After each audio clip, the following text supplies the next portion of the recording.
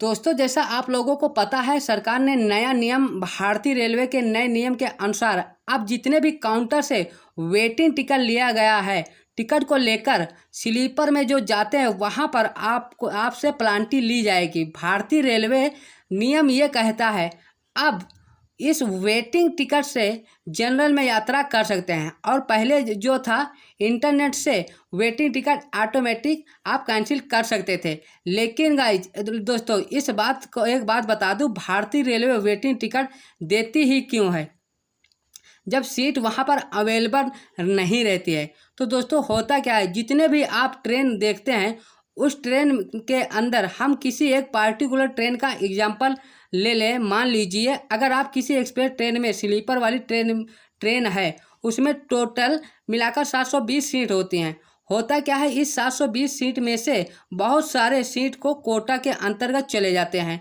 कोटा कहने का मतलब ये हुआ कि इनमें जो ट्रेन के सीट में से सबसे पहले जो कोटा होता है वो जनरल कोटा होता है। ये सारे कोटे काटने के बाद इस जनरल कोटे में से जो है 720 में से लगभग 300 सीट से 350 सीट आते हैं। बाकी को जो सीट हैं वो लेडीज कोटा में चले जाते हैं, एचओ कोटा में चले जाते हैं, डिफरेंस कोटा में चले जाते हैं, पार्टिमेंट कोटा में चले जाते हैं, हाउस कोटा में चले जाते हैं। ऐसे बहुत सारे कोटे आते हैं। इनमें से जो है आधी सीटें चली जाती हैं।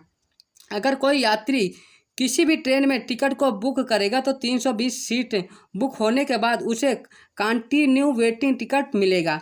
यह वेटिंग टिकट जब तक चलते रहेंगे जब तक 720 सीटें पूरी नहीं हो जाती।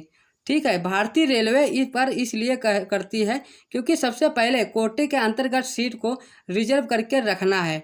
लेकिन अब मान लीजिए अगर कोई यात्री उस कोटे में नहीं आता है, वो ट्रेन की सीट खाली तो नहीं जाएगी। यहाँ पर जो वेटिंग वाले रहते हैं उन्हें सीट प्रोवाइड कर दी जाती है। लेकिन अगर वो लोग आ जाते हैं तो लोग वेटिंग थे वो वेटिंग में ही रह जाते हैं। इसलिए इन कारणों के चलते भारतीय रेलवे लंबी वेटिंग देती है ताकि इस कोटे में हो सकता है लोगों का टिकट कैंसिल हो, लोगों का सीट कंफर्म हो जाए।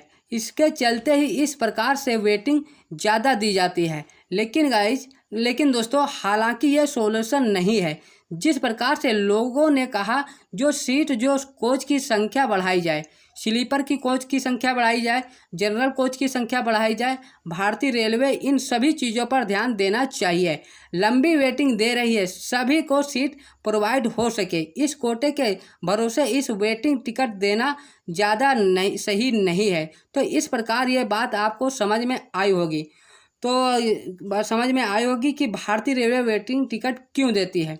तो दोस्तों, वीडियो कैसा लगा कमेंट में ज़रूर बताएं। ये चैनल पर पहली बार है तो चैनल को सब्सक्राइब करना ना भूलें।